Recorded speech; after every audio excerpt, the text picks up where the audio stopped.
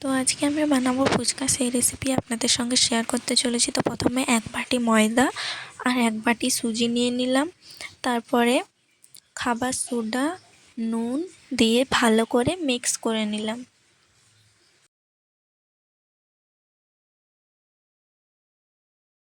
এবার আমি হালকা জল দিয়ে ডোটা তৈরি করে নেব।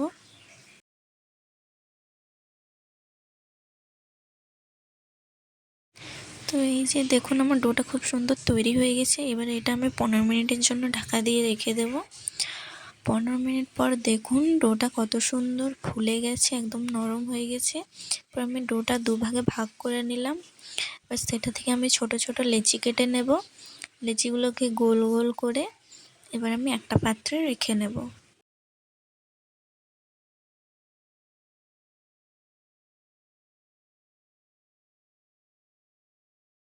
তো এখানে আমার লেচিগুলো করা হয়ে গেছে। এটা আমি 10-15 মিনিটের জন্য রেখে দিলাম। এবার আমি তেঁতুল ভিজতে দিয়ে দিয়েছি।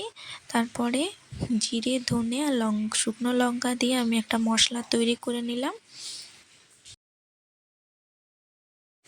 এবার লেচিগুলো নিয়ে এবার বেলা শুরু করলাম। দেখুন কত সুন্দর হয়ে গেছে। এইরকম সাইজে লেচিগুলো মানে গোল গোল করতে হবে। তো এটা আমি এবার 10-15 মিনিটের জন্য রেখে দিলাম।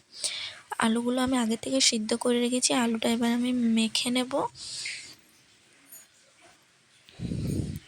প্রথমে আলুতে ওই যে মশলাটা ভাজা করেছিলাম ওই মশলাটা দিয়ে দিলাম। তারপরে নুন, লঙ্কা, পেঁয়াজ, তেঁতুল জল দিয়ে এটা আমি এবার ভালো করে মেখে নেব।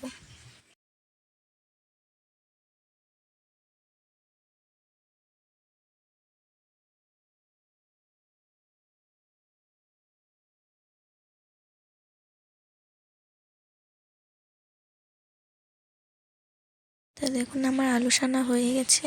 এবার আমি কড়াইয়ে তেল গরম করে ফুচকাগুলো দেব হালকা আঁচে।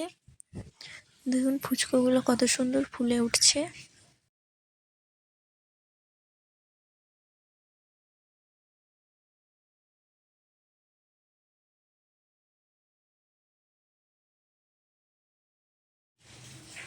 তো দেখুন ফুচকাগুলো কত সুন্দর হয়ে গেছে, একদম গোল গোল এবং খুব মুচমুচেও হয়েছে।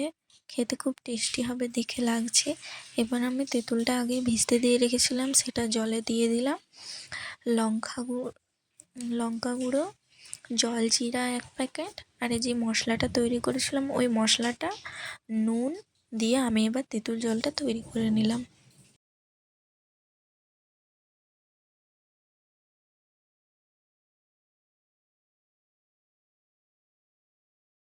আমার ফুচকা তৈরি করা হয়ে গেছে। ভালো লাগলে লাইক, কমেন্ট এবং আমার চ্যানেলটি সাবস্ক্রাইব করে দেবেন। বাই।